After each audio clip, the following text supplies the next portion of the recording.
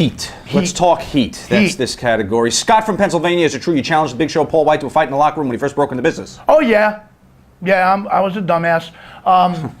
See, at the time Paul came into the Monster Factory, I was going there all the time. You know, I was wrestling the booth thing. And I was one of Larry's, like, I wasn't his official trainer, but I was always there, and I was training guys too. You know how it is when you're at the school. And I did help teach Paul a lot. You know, in fact, I remember the first time I saw him, I'm like, shit, you listen to me, you'll be a millionaire.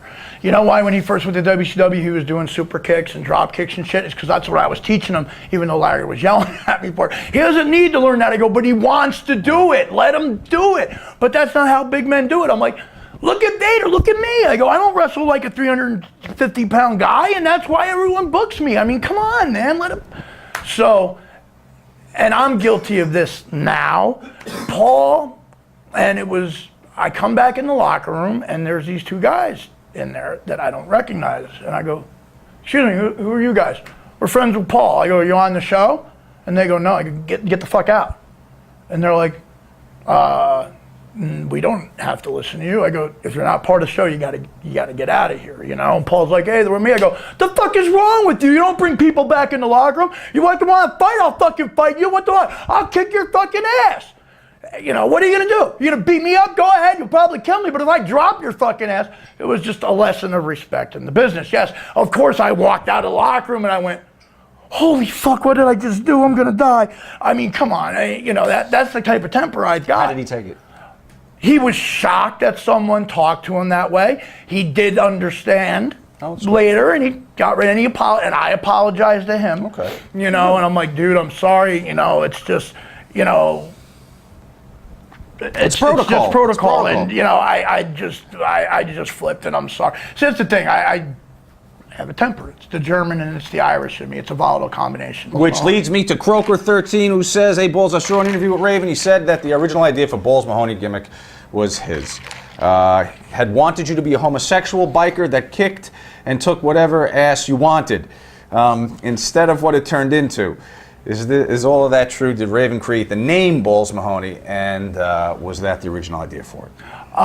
Raven and Paulie came up with it together. I'm sure Raven came up with the Balls Mahoney name and the gimmick. And yes, he came up with that. They wanted me to be a gay sadomasochistic biker. And I did it. Man, I tried, and it was hard. It was kind of, they wanted me to act gold dustish, but again, the jeans and, you know, the same, you know, the Brooklyn Baller look. I don't give a shit, you know. But I wasn't comfortable doing with it, and a lot of the people weren't comfortable with it because, you know, again, when I was in Smokey, Jim taught me, live your gimmick. You gotta live your gimmick. Now I know that I'm going different ways, but like, again, it comes back to, and I just want to interject this.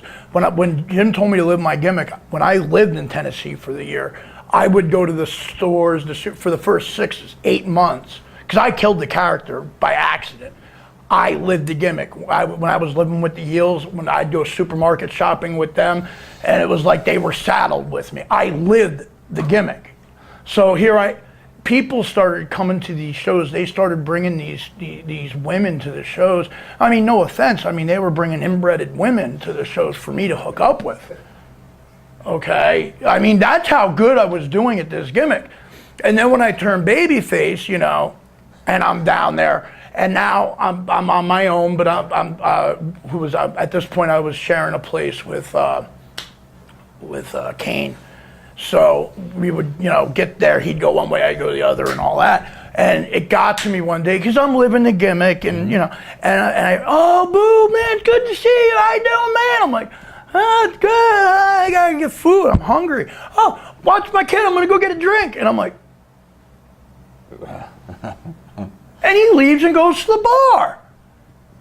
I go, kid, how old are you? He's like, I'm 7. I'm like, all right, come on. We're going to get your father. Come on. So I go into the bar, and I'm like, hey. And he's like, oh, Bill. I'm like, are you that fucking stupid that you're going to leave your kid with someone who's special? He goes, I didn't know you could talk like that. I go, do you honestly fucking think I'm retarded? What the fuck is wrong with you? You don't leave your kid to go to the bar with someone just because I'm on TV. Get the fuck out of the bar. If you're gonna drink at home. And Kane's in the car laughing his ass off at me, of course. Wow. But again, I tried to live the gimmick. Right. So I was in the locker room. I'd keep quiet, and I think people were uncomfortable with it. And I could work, and it was, nah. Well, it's tough to live the homosexual It's tough to live the biker homosexual gimmick if biker you're gimmick. not so inclined. I got you.